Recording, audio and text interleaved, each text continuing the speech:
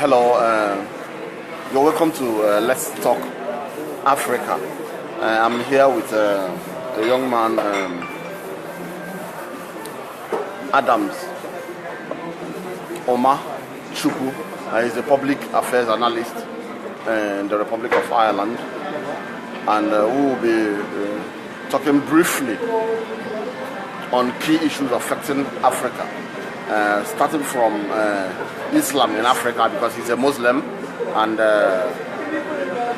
from what I am meant to believe, he converted recently to the Islamic religion, and he's been traveling, and he's someone I feel that we can learn a lot from. Mr. Adams, or Malam Adams. Malam Adams, you're welcome to this program. Thank you so much, Umar. I still prefer to call you Umar.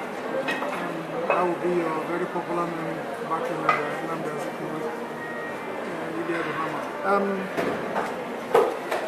I am a Muslim, and I was a Christian from birth up until a few years ago when I found the noble religion of Islam.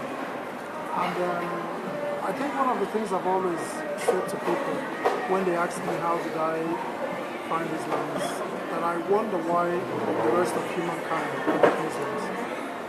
Because I don't know how such a beautiful, beautiful religion has remained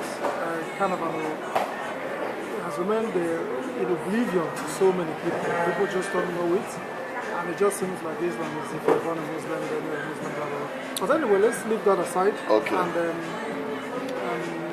talk about development in Africa. But before we go on that, I'm very curious about Islam, like many non-Muslims, on key aspects of the religion. And that's why you are here as an erudite person to harp on that and enlighten us more on that religion, because I've delved into the historical part of the advent of Islam in Africa vis-a-vis with Christianity, and there's issues too that border and these are the things I want us to just talk a little bit, but because of time, sorry, if you're listening to us, you can share the video, you can ask questions too. I'm here with Malam Adam Umar Chukwu. Get your questions across if you have anything that bothers you on Islam. And I'm going to ask you these questions. As a Muslim, what is the Islamic religion to you? Because to many of us, with recent happenings, look around where there's Islam as a majority religion, there's always conflict. Why? Do you have anything to say about that? Okay, what I'm going to say is Islam. For instance, Islam has been in Africa, started spreading in Africa around the 7th century. And that's a long time from where we are today. You look at Europe, there were pockets of Islam in Europe as early as the 7th century. In fact, there's Austria has a sheikh who was born in 1875 and who died sometime in 1940. 1875, he died sometime in 1940 something. Anyway. And if Austria had a sheikh in the 18-somethings, I think that clearly tells us that Islam is not new to Europe and Islam is not new to Africa. Now, the basic thing about Islam is the monotheism. Islam believes in one God. We never told anybody that there is no other religion than Islam. What we believe in is the Shahada, the testimony of faith, which is La ilaha illallah. There is no other God but Allah. So if, for instance, the way people bandy around that Muslims are intolerant, blah, blah, blah, I think if the Prophet, peace be upon him, was an intolerant person, I I think he would have said there is no other religion than Islam, but he didn't. So he clearly acknowledges other religions that have been there before Islam. And there's never been a time, I mean, the ministry of Jesus Christ is absolutely well acknowledged in Islam. Well acknowledged. Okay.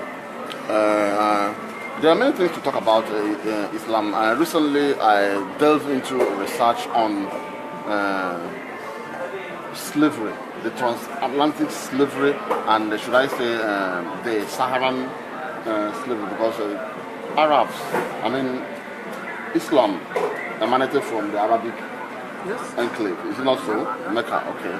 And they were involved seriously in the slave trade. And unfortunately, if you look at in all aspects of it, slavery is very bad. Looking at what happened to Africans in the New World, how they were subjugated and everything. But there's something I just noticed, that despite the fact that Europe was involved in slavery, and slavery catalyzed the Industrial Revolution and things like that, today they are still they recognize the fact that slavery contributed to a great extent to their development by keeping records, by talking about it in the Islamic world, of which the Arabs were at the forefront of that. They never kept records, and you can see that they even castrate blacks there, and there's no major African settlements across the Arab world, and there's still effects of that today, and we're not talking about that, you know. Throughout this Christmas period, I've been delving into that research, and I said I'm going to throw this question to you that have been traveling around. You're a new convert to Islam. You've been preaching on your social media posts. So what can you say about that? Well, first and foremost, every particular people have their own ways of doing things, and you can appreciate the fact that. Sorry, before you continue, okay, Uche, thanks for that recommendation. We wouldn't hesitate to answer your questions if you do have any. I'm here with Malam Adam Umar Chukwu. He's here to answer questions bordering on Islam, and we'll be talking on developmental issues. In terms of keeping the records, you look at the world, for instance, the majority of the history we read in the world today happens to come from the Westerners, Europeans and Americans. Okay, that is their own thing. They like writing. They are the people who have seen the world, and they feel that in the next 1,000 years, people need to know what happened in this time. And this is not the way of Africans, for instance. You see, Africa, we didn't write. We didn't write. All the histories we read today that tells us what happened in the world, they were all written by the Westerners. Okay? Now, in Arab, don't forget that wars, no matter what records you have, whether you have them written, whether you have them recorded, that political and cultural instability can erode records. Now, if you look at the number of wars that have been fought in the African soil and in the Arab soil, it's almost impossible for you to think that. But there still was fought on European soil. Well, if you look at it actually, when was the last time, from 1945, when the Second World War ended, where have you seen a major war actually in Europe? Like a major physical armed confrontation in Europe that was so serious that records and artifacts could be eroded. It hasn't happened. Has it happened in Arab? In the Arab world, there's been lots of confrontations, and coupled with the fact that the average Arab person is actually not a writer. I mean, they don't write as much as you would see people writing in Europe. I think I was reading a particular research, and it says that the average Arab person aged to the age of 80 may have only read less than 10 novels.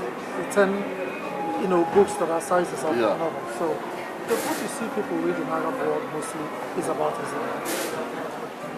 Islam is a total way of life in the region. Now, in terms of why we do not have African enclaves, I mean, I have had a sheikh once preach that the Prophet reserved the Mecca and to an extent the Arab world to Arabs and Muslims. Whatever he means by that, I do not understand. But what I think Islam does not do is to say we are all Muslims, but this place belongs to African Muslims. This place belongs to Egyptian Muslims, and this place belongs to European Muslims. Islam tries to inculcate everybody. What joins us is Islam, nothing else.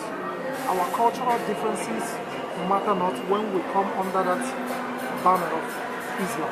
That Islam is the biggest brotherhood that joins every Muslim, no matter where you are on earth. And that is why, from east to west, north and south, wherever you see a Muslim, you say Assalamu alaikum. You don't say brother Kedukino. You don't say brother good morning. You don't say that is what holds us together.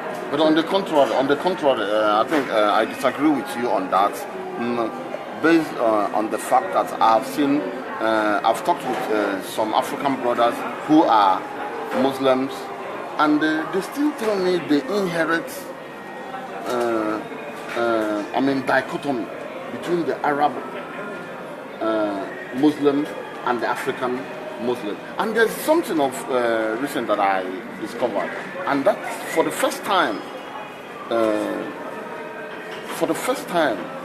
Africans are beginning to feel unconcerned about issues bordering on Islam, because I remember anything that concerns Islam, you see demonstrations, you see killings in the African continent. For instance, during the Charlie Hebdo issue in France or Paris, you see demonstrations in Kano, Nigeria, or major Islamic cities.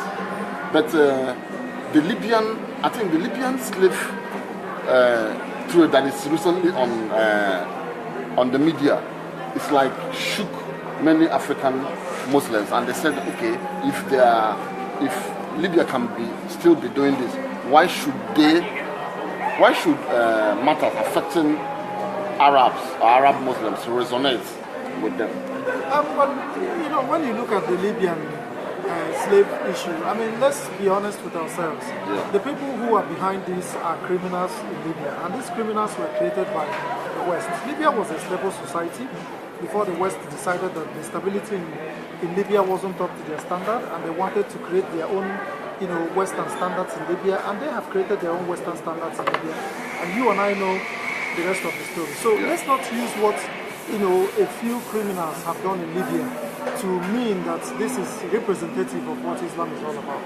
And this is the reason why sometimes I think that the media and the world out there are not actually fair to Muslims, because when a Christian commits a crime, they say, man, age 25, stabbed mother to death. Okay? They don't say man, age 25, Christian, stabbed mother to death. His religion doesn't come into it. But anytime the person's name happens to be a Muslim name, then his religion comes into it. And the only thing that is fueling this sort of attitude is just the ignorance, the widespread ignorance of Islam amongst non-Muslims. A lot of non-Muslims do not know anything about Islam. And not only do they not know anything about Islam, they are not interested in knowing anything about Islam. I was in a gathering a few days ago, and people started their Islamic passion and blah blah blah. And I picked 3 people, quite intelligent people. In fact, one of them was a medical doctor, aged in his 60s. I said, so obviously with traveling, he's worked in the Middle East, he has to know one or two about Islam. And I asked him, I said, Dr. So-and-so, please, can you just tell me, just give me 30 minutes of what you know about Islam. He was silent. So we have people who bash Islam who do not even understand even the 5 pillars of the religion, which is so easy that you can read it in magazine, you can Google it, and people still do not understand these things. So what the hatred you see and the Islamophobia you see out there is actually what the media is projecting as Islam. So when a handful of criminals do things in Iraq, they put it while Iraq is a Muslim nation, Yeah. and those people who have done that, they are Muslims. Now let me tell you something. Islam derives its practice from the Quran. So if you want to know what the ideal Muslim should be, it's in the Quran. The ideal Muslim is not me. The ideal Muslim is not the sheikh in the mosque. The ideal Muslim is not the people you see going to Hajj. The ideal Muslim is what the Quran says. But we're human beings. We may not always be able to keep that standard. We may not always be able, just like Christianity. I mean, how many Christians are like Jesus? Okay. Viewers, I'm still talking with Malam Umar Chukwu. We are talking Islam, and we are going to look at a few other issues. If you have a question, don't hesitate to throw it in. We are going to read it out. Any part of the world you are watching us from. And Malam Omar, if you look around any country that has majority of Muslims, there's conflict. Look at the Middle East. You know, today Israel is the only stable country there, and it's a non-Muslim country. And I know there's a lot of passion against Israel, but I always refer people to history. Israel got their independence in 1948. Before 1948, Jerusalem and Palestine was under British control. And before then, that area has been under Ottoman Empire. And Ottoman Empire ruled around that area over 1300 years. But many people don't know about this. You know, they talk about Palestine, Israel, this and that. I mean, I'm not here to defend Israel, but people need to know about history. Well, when you talk about instability in the Muslim world, we need to look at where it's coming from. I mean, look at what even in Nigeria. Look at what is happening in Yemen now, for instance. When you look at what happened in Iraq, the way Saddam Hussein was fished out, you know, the bogey weapons of mass destruction that was never there. I mean, when you have wronged somebody, is the right approach for you not to actually say, listen, I have wronged you, and I apologize, we got this wrong, we'll not do it again.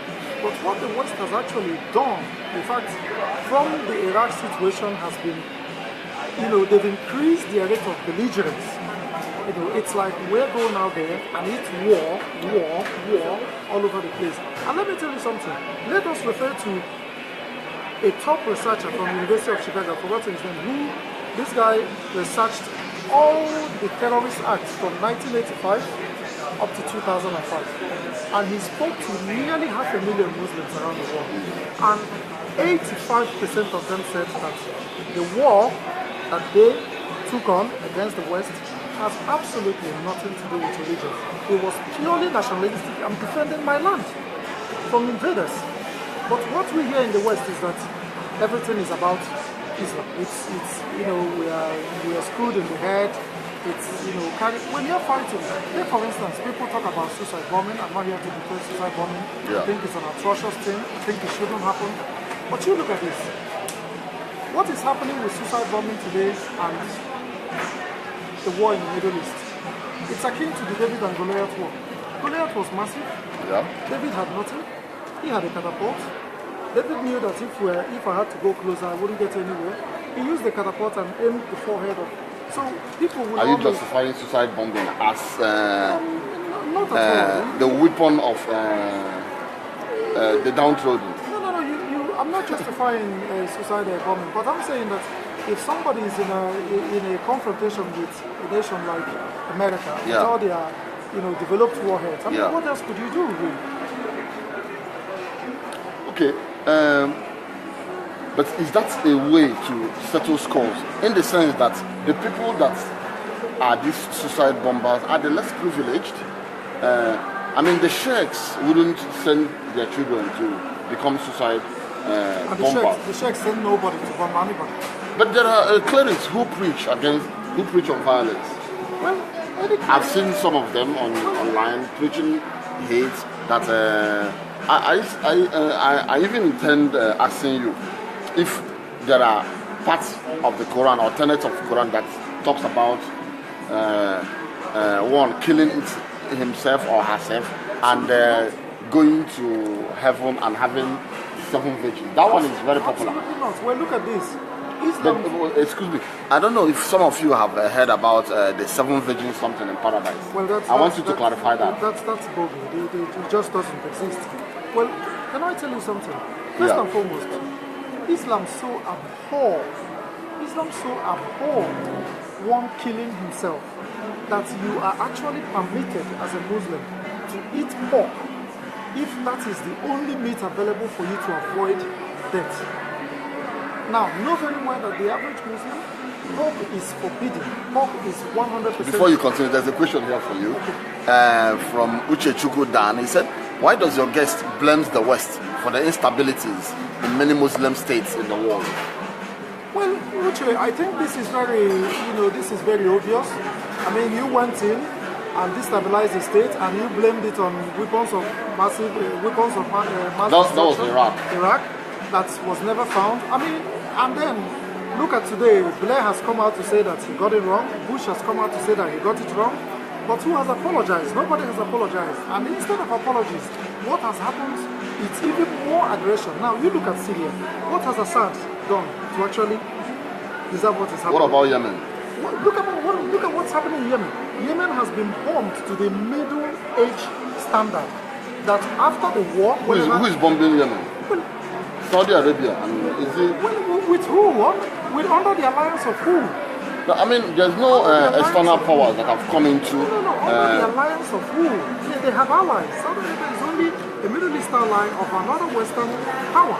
Anyway, okay, well, let's go to Africa on this issue. Somalia have been in conflict for they're beginning to get themselves. But you would imagine Somalia, a country of 98% Muslims, fighting among themselves, and even go to northeast Nigeria, Boko Haram, whereby Boko Haram are killing and maiming fellow Muslims. You understand why? Well, I think the fact that Boko Haram actually statistics came out recently that says actually that more Muslims have lost their lives in the Boko Haram disaster than Christians. I think it says everything we need to know about what Boko Haram. Boko Haram is not an Islamic agenda, because first and foremost, if it is an Islamic agenda, you will not kill a Muslim. So Islamic agenda is out of it. Myself, what's the agenda? The agenda is, I think it's the ninth wonder of the modern world, because I look at it from a political point of view. I thought it was about the not getting power back. Yeah. The not got power back. Boko Haram did not stand. So the only explanation as to I can give as to why Boko Haram still exists is the same reason why ISIS still exists. When you create an armed confrontation to subdue a system that you disagree with, now when that war is won, you have a bigger war of trying to dismantle the monster that you created. Yeah. Boko Haram, nobody stood up one day and bought AK-47 and started Boko Haram. Boko Haram was started by the system. You cannot, in any state, in any modern state, you cannot, without the help of the system, hold the state to ransom. You cannot. There are people in the government, and there has been Muslims here and there that, this governor was involved, but nobody has been held account. Now the problem we have is, Boko Haram, drop your arms, the war has been won, we've gotten what we want. They're now saying, you can't use us and dump us. So what these armed organizations do is they corner another way of making money for themselves. Don't forget, these are men and women who have left their jobs, or maybe they have none, and they have seen money in the course of doing this. Okay, imagine if you're the head of ISIS now, for instance, and you are now involved in selling oil to nations, seeing $1 million very easily. Yeah. And somebody is telling you, listen, drop this, let's go and talk. You're not going to listen to the person, because you've seen that armed confrontation, gives money. Look at what is happening in Niger Delta. Somebody said the Niger Delta remained all. And when the person achieved their aim, okay, men, you achieved their aim now, they said, piss off. There's money making in this. There's money making in intimidation. Once you can intimidate any group in the society and have the government give you attention, there is money to be made. So that's the only reason I think they have absolutely no Islamic agenda. Okay, there's something that I want to bring to your attention. But they are Muslims. I acknowledge 100% that they are Muslims. Yeah. Because I think when these things happen, when a Muslim person engages in a terrorist act, and I see Muslims say, well, that person is not a Muslim, I disagree with that. They are Muslims who do these atrocious acts. And because they've, gone to suicide bombing and kill somebody, does not mean they are no longer Muslims. As long as your Shahada is still intact, you still believe in the Shahada, any act you commit, you committed it as a Muslim. So they are Muslims, but they have chosen the destructive path. Okay, should I say, I want your questions because I know you have many questions. Don't feel shy, just type it out. I'm going to read it just like Umar Chukwu has asked his question. This is Malam Omar Adams Chukwu.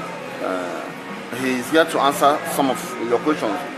I think if we start, I have too many questions to ask you on Islam, but for want of time, before I forget this, why African Muslims? I mean, there's a proverb that says that you can't be more Catholic than the Pope.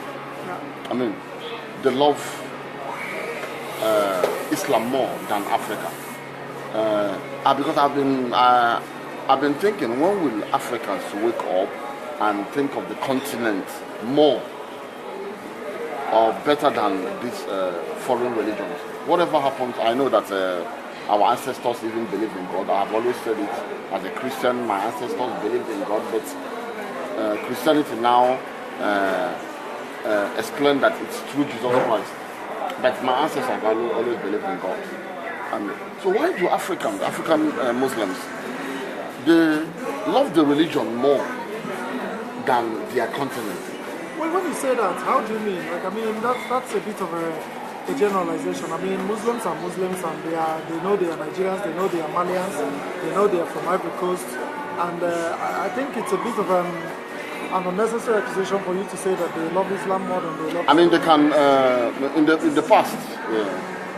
There's always conflict over the issue of religion, particularly in Nigeria, in the northern part of Nigeria. Christians are easily killed. You cannot deny that, over flimsy excuses, and they seem intolerable to certain actions. The only place I see Muslims and Christians live peacefully is is the Yoruba state in Nigeria. It's a very nice point of. I mean, we have to comment that the Yorubas in Nigeria, they live peacefully among themselves, whereby Muslims and Christians and even pagans or traditionalists coexist peacefully. So why are Muslims, African Muslims, intolerant? Okay, first and foremost, that's an issue of enlightenment and education, because you know very well that in Nigeria, for instance, our highest illiteracy level is in the north of Nigeria. We have men and women who have not completed basic education. So when people are ignorant, there are so many things they will not understand. And I always say to people when they want to tell me about Muslims in Nigeria, and they use the houses, because most Nigerians are in the habit of using houses as the model Muslim. And then I tell them that as a Muslim practicing in the Republic of Ireland, and we have up to, I think we're nearly 100,000 Muslims here or something like that. We have Muslims in England, we have Muslims in Australia, we have Muslims all over Europe. Now, do you see Muslims here stabbing people when they disagree with them? Because the law here works. Absolutely. People are always going to do things if they know that they will get away with it. So what we have in Africa, first and foremost, and in most Middle Eastern countries, are first and foremost systems that are not strong in terms of law and order. So that is why in Nigeria now you see that most people are killed, you can't find the killer. But here in Ireland, every such crime has a consequence. Like the Fulani headsman. Exactly. You see, nobody has been arrested. You understand? So if nobody was arrested, do you think another Fulani herdsman will not do the same? They will do the same. But here in Ireland, you go and stop somebody because they disagree with you, that you're a Muslim, they're Christian, you'll be in Manjaro, you'll be in jail. And nobody will bring up the issue of what your religion says. Yeah. We will be following the law of the land. And every single thing that happens in Islam, the Quran is the guide. But what we do as human beings, we are always given to excesses. Human beings are given to excesses, and if you give them the chance to do whatever they will always go for the highest. They can do. So what we have in Africa is first and foremost weak, chronically weak systems. Okay. Another question from the same Umar Chukwu. Can you ask your guests to explain to us why Muslims take up arms and go violent at the slightest provocation, where others or Christians make use of dialogue? That's Umar Chukwu. There's another message from Felicia. It's the one. Boko Haram is a boomerang on the that formed it. If they never initiated and supported it, why is it still in existence? Absolutely. That's exactly what Then the first one, you want to talk about? The first one is, I still put it down to, the weak nature of our systems in Africa primarily. Because when you look at these things, for instance, you see England now, for instance, if somebody says anything that Muslims don't like, you don't see people stabbing people in England, because the system is very strong there. You will be apprehended, and so I think most of what people interpret to Islam are just the excessive provocation and excessive acrimony that has to do with individuals. I'm a Muslim, and I read a lot about Islam. Yeah. And to be very honest with you, the majority of things that you see Muslims do around the world, they are absolutely nowhere. Prophet of Islam, peace be upon him, was the most tolerant person that ever lived. Most tolerant person that ever lived. So I don't know where, somebody asked me a few days ago if Islam is a democratic religion or a religion that adheres to democracy. And my answer was simple. If Islam was not democratic, Prophet Muhammad, peace be upon him, would have appointed a successor before he died. The fact that he died without appointing a successor is democratic. He simply wanted us to look after ourselves. And maybe that's why there's problem in Islam, whereby his son took one side. You have the Shiites and the Sunnis, or what have you. I don't think that's a problem. There's always going to be breakaways. Like Christianity, there's Pentecostalism, at the end of the day, what Islam is more concerned is that there is no true God. That there's no true. Polytheism is what we are for. As long as whatever you're doing, you acknowledge that there is only one God, that's fine. Okay, that's interesting. I think if we keep hopping on Islam, there are many things to talk about. I think we'll have it in our second segment on another day. I want us to shift a bit to development in Africa. So far, you are living in the Western nation. You are widely traveled. Why do you see African nations moving on? Having strong institutions, resources trickling down to the common man, just like it is in this country that you reside in. Looking at what just happened in Zimbabwe recently. Let's start off with democratic ideas. Take for instance, if you come to a traffic light in the middle of O'Connell Street at 12 midnight, there is no guard around, there's no police, there's no traffic officer, and the light says ready to stop. That's discipline. That discipline has come as a culture over years that people are now in this way. Did it take the military people to instill discipline in humans, or that their laws are working? Well, I think if you look back in Europe, say for instance, if you look back during the days of General Collins, I think it wasn't this politically correct as we see today. The government was high-handed and mean as a way of getting people to do what the government wants them to do. And this is a way that I feel that Africa should go. I think the freedom that democracy gives, that the West is asking us to buy into, actually favors the West. It doesn't favor us. We should be under military dictatorship in Africa for at least another 50 years, and then let the military gradually hand over power to a disciplined society. Because what we are trying to do in Africa is we're trying to impose discipline in a situation where the foundation is nowhere near discipline. It cannot work. Watch what I just said here today. In the next 50 years, okay, we will still be having all the issues we're having in Nigerian democracy. Why? Because we introduced something that we have not very well understood the concept of it, the basic concept of it, how it works.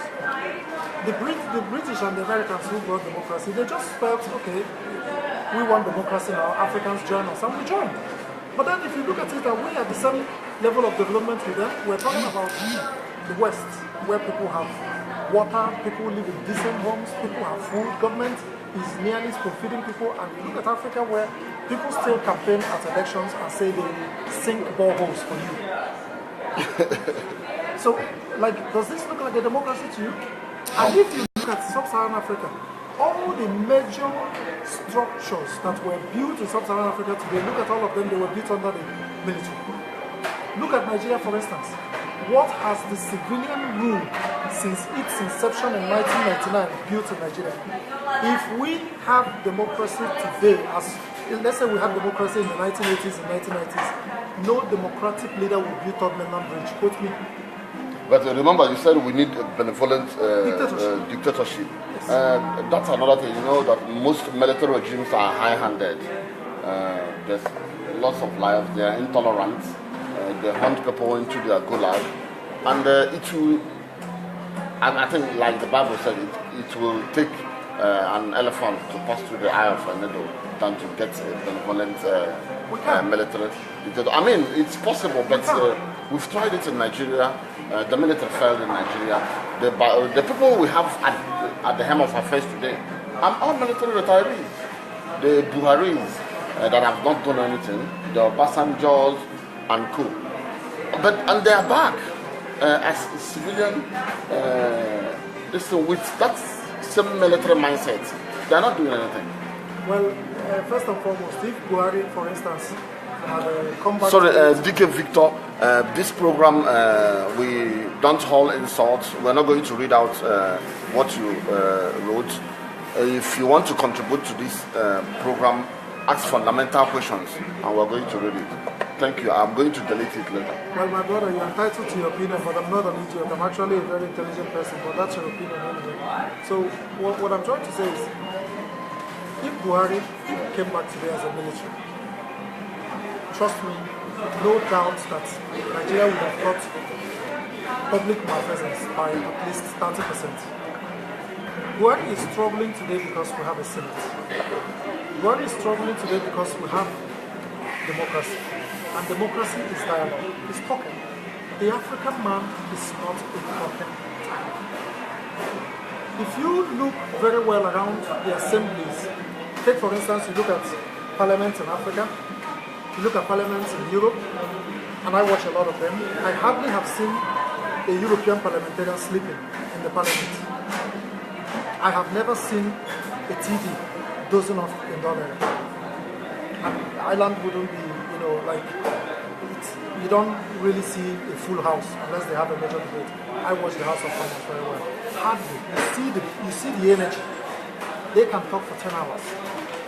You cannot get any of our senators to keep their concentration levels for 10 hours debating an issue. So African people are on the spot, slightly impulsive, action more than talking. And that's the reason why we were able to develop Nigeria a little bit under military rule. Because what the military did was, we need 10 universities around Nigeria, 2 to be cited in these states. That's for the public good. They needed no National Assembly, they needed no consultation, they went for it. Sorry, before you continue, Malam Omar, you have a question here from Chima Carlo. Hi, why did you change from Christian to Islam? For me, both are the same. That's a good question. That's a very good question. Were you a Christian before? I was a Christian before. Why did you change? The reason why I changed was maybe it had to do with the local assembly where I was. It became a little bit too lukewarm for me. It became a little bit too toxic. People were in enmity with each other. The priest didn't like some people didn't like the priest. So the environment became very toxic. Were you a Catholic or I was an Anglican. Anglican, okay. So the environment became a little bit toxic, and in that moment, I went into soul searching, and I asked God to lead me, to the better path. And He led you to Islam. He led me to Islam. And to be honest with you, being a Muslim has been, I describe it as the most fantastic thing that has happened to my adult existence. You're from Nigeria? I'm from Nigeria. Which part of Nigeria are you from? I'm from Imo State, I'm from Owerri. You're from Owerri, Imo Well, my State? dad is from Owerri, I'm from other states, because I don't have any affinity in Owerri other than the fact that my dad is from there. I was born and brought up in Aba, Okay. so I like to describe myself as an Aba man okay. than as an Owerri man, because it's my dad who comes from Owerri. Interesting. I was even brought up partially in Aba. Aba would be my... Okay, but your dad originally my dad is from Owerri.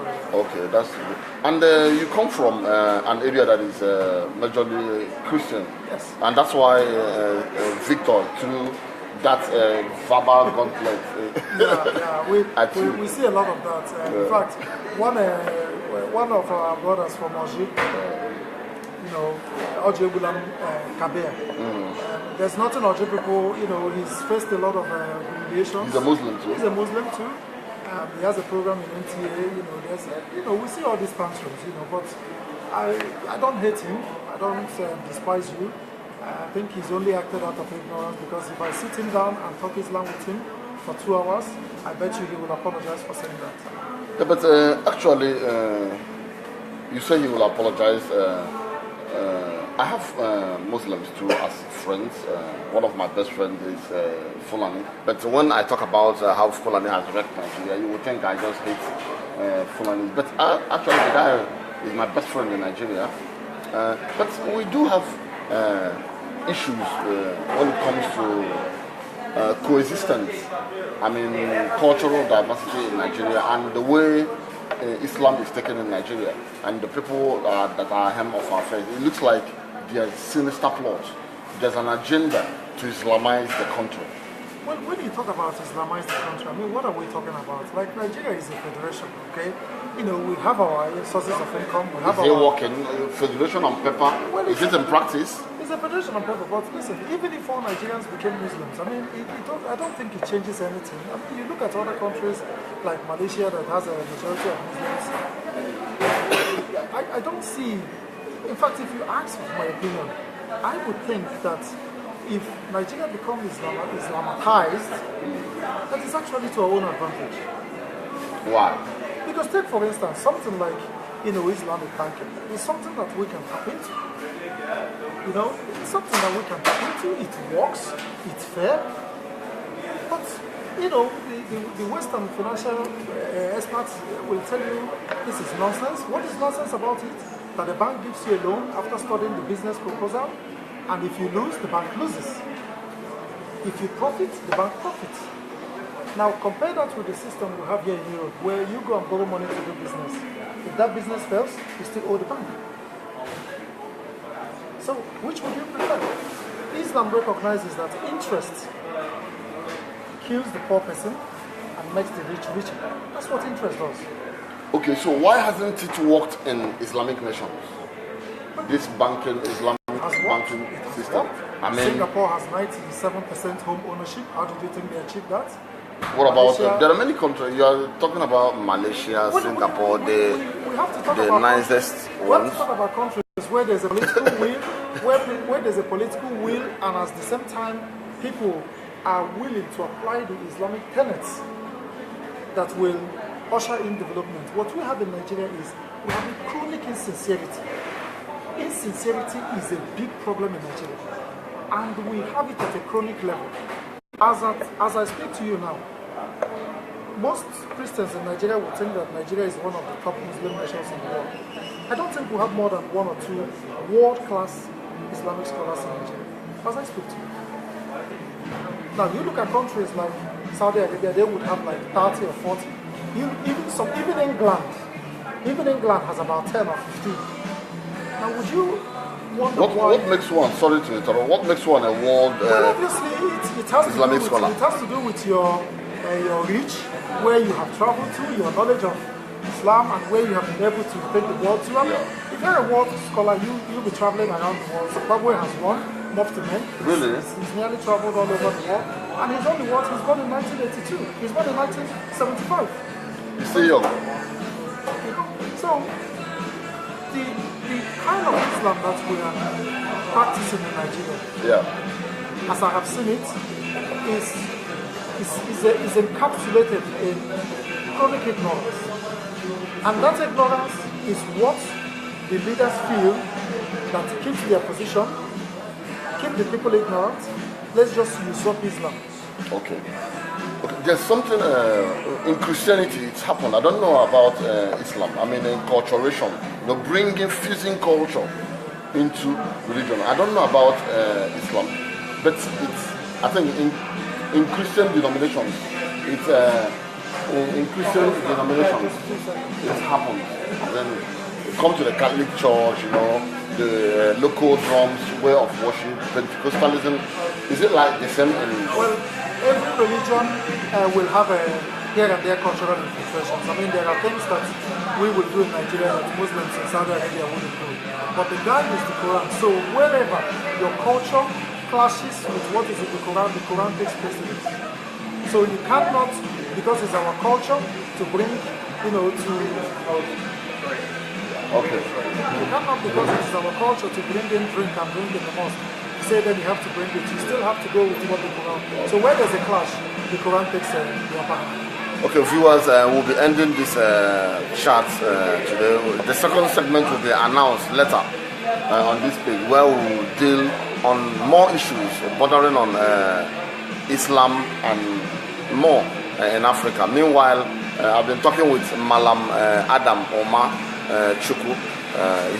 He's a widely traveled Islamic guy living in the Republic of Ireland and a public affairs analyst. Thank you, Omar. Thank you so much. My pleasure. Thanks a lot, viewers. If you have any more questions, I will follow up on the... Okay, just drop your questions and he's going to answer it. Thank you for listening.